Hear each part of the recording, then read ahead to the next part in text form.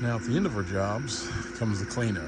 Usually, I don't know, sometimes a day, day and a half, 2 days, depending on the size of the job. No bigger in the area this is, it shouldn't take us too long. Kenny's sweeping up our log deck area, getting all the chunks, bark, pieces out of the field. I've got the cedar here, and Dad's gonna back up in the Ranger, and we're gonna spread out a little seed where our log roads were and where we made this creek crossing. It's actually a crossing we didn't make, we just reopened it, but we're gonna seed that to kind of help prevent any erosion and just make it look a lot better. We've got a food plot mix here, but we've still got some K31 in the hopper from the last reseeding, so we'll just go ahead and mix that in. Be a good little mixture. And there's some rain in the forecast next few days, so get it on the ground, little rain, see what it'll do.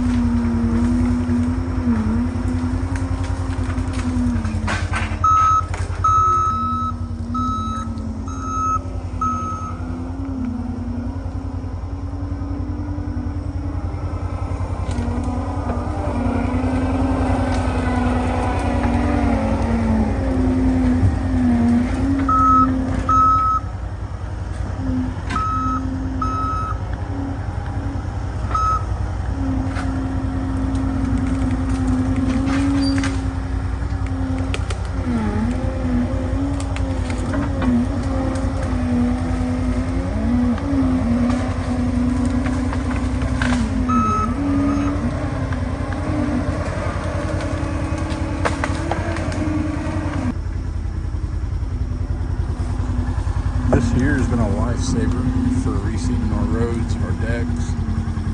Just like down here at the crossing, which we've already seeded it. We put quite a bit of seed down there. We'll go take a look at it in a minute. Just putting it on the Ranger, running around, it just makes life a whole lot easier as far as the finishing touches. Stuff like this is important, especially for the Missouri Master Logger program. So being a master logger, my job sites are prone to being audited. And when they're audited, this is one of the important things, is how you leave the job site looking and just kind of how well you leave the land. And for us, going back in our log roads, putting some seed down, greening things up, taking care of erosion problems, it's pretty important to us. I know the landowners enjoy it. Like this plot, this mixture here, it's kind of more of that food plot mix. It comes from Nixa Seed and Hardware down in Nixa, Missouri. Got a lot of timber down in that area anyway. It's a pretty good store if you ever get a chance to go in there.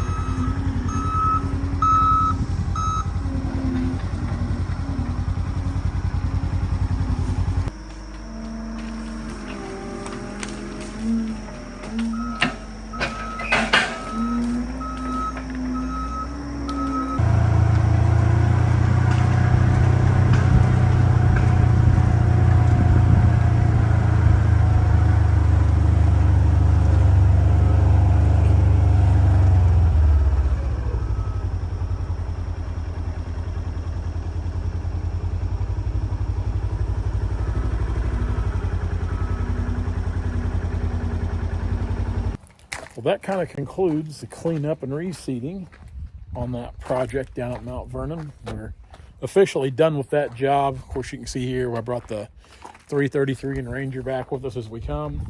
I've got the cedar in the back or in the bed of the Ranger there.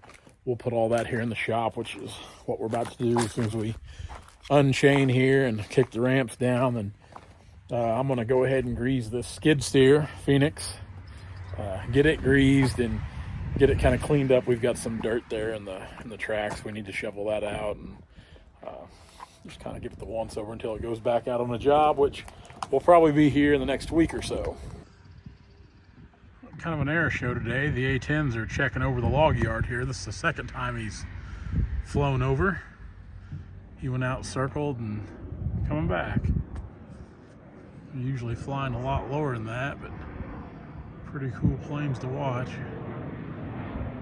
We do a fair amount of work around Whiteman Air Force Base and get to see those guys all the time.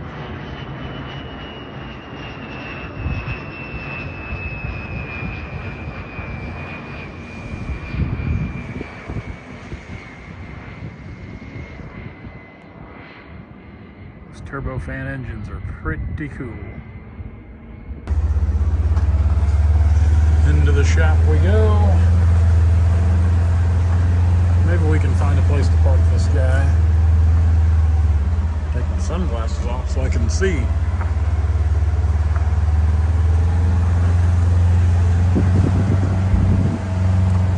We'll just park right here. This looks good. Getting this 548 back home here on this lovely Saturday morning. Per usual, we're doing the old Iron Mike Sharp, loading right, slap on the road. That entrance was fairly tough to get in even with the wagon, and that wagon follows right behind the truck. So I wasn't even about to try it. This Trail King pedal hitch here.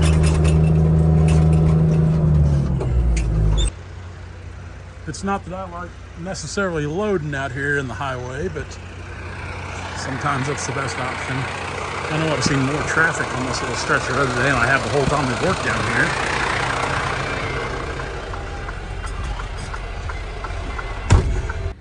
Now, to round out this day, or this video, because it's comprised of a couple days, but I've got the skidder earlier on the trailer here at the yard. I'm going to go ahead and unload it, get it parked inside the shop. I still haven't parked the skid steer inside the shop from bringing it home yesterday. I'll do that. I need to do some work on this trailer. The third axle's getting to where it doesn't want to lift. It can't be much. We're thinking it's just kind of a mud dauber. It's got in there and plugged up an airline, hopefully. So, need to address that problem. It's always something. I swear, I used to think the answer when I was younger was having more equipment. The more equipment you had, the better off you'd be, but the more equipment you have, the more problems you tend to have. So anyway, at least we got a good place to work on this stuff. So we'll get this 548 kicked off the trailer. We'll get it put inside, nice, snug for the evening. Put the 333 in there. I might run the Ranger into Stockton to gas it up and just tinker around. It's kind of a warm summer evening here, so just kind of bored, not much to do. I've been on the road looking at timber today. Of course, that's an everyday affair. It seems like if you're not cutting timber, you're looking or buying timber. So, but it takes a lot to keep all this rolling and do this stuff right here week after week. It's a lot of legwork finding and buying this much walnut timber and or oak timber, because often people ask if all we cut is walnut, which you guys know we cut some other stuff, but if I had it my way, I would cut nothing but walnut. But I do enjoy cutting white oak and bur oak as well, and ash and maple and sycamore. I don't know, kind of like T.G. Shepherd. I love them all. I used all these 20-foot chains here, but I've got to where I really like just using these 10-footers, because when you're just fastening or booming to your corners here, these little short 10-footers are nice because you've got just enough and there's still some slack by the time you kind of run it in your points here on each side. Throw your boomer on there. It's a little easier to mess with those when it's 20-foot of chain. I still put a 20-footer through the center section here, and I still put a 20-footer across the grapples when we're moving these skidders, whether it be the 548 or the 648s. All the grapples get a chain, and you guys know as well as I do that chain really doesn't do too much for securing the load. I mean, it's, to me, you guys can argue what you want, but to me, it's more for just aesthetics to make the DOT happy as far as I'm concerned, because your corners and your center section, to me, are your most important points. I think as long as you got, your boomers cinched down pretty good there, which even on these, I don't just put a banjo string tight, but even on like the haul today, hauling about 45 or 50 miles back, none of the chains had loosened up at all, so the load was good and secure. Climb up in this sweat box here, fire it up, get it off the trailer.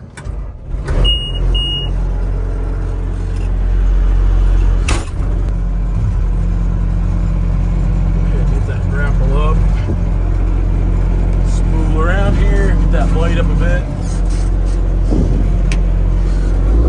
Whoops, wrong one. Now we'll just back right off here.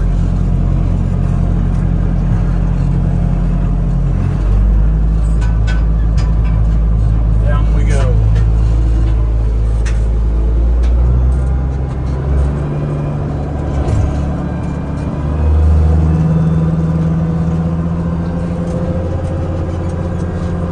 I've been looking for a good power washer to put out here. I'd like to find some school kid or something of that sort. So I'd like to make a few extra bucks washing this equipment and keeping it clean. I know anymore this day and age that's easier said than done. Kids just don't seem eager to work today like they did when I was younger.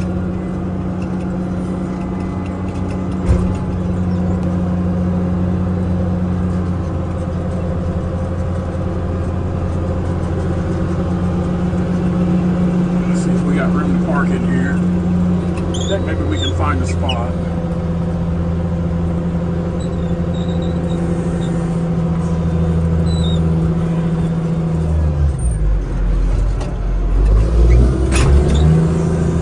The thing I do like about these little G3s, the hydraulics are extremely fast.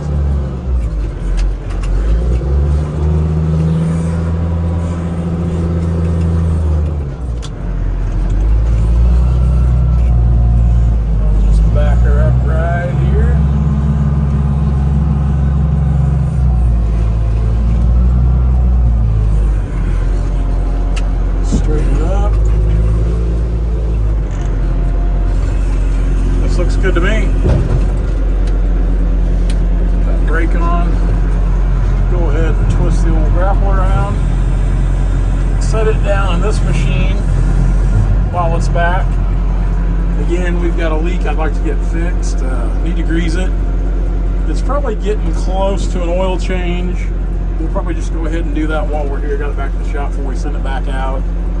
Just do the preventative stuff, clean the filters out. AC is blowing snow cold, so that's good, especially this time of year. Go ahead and shut it off.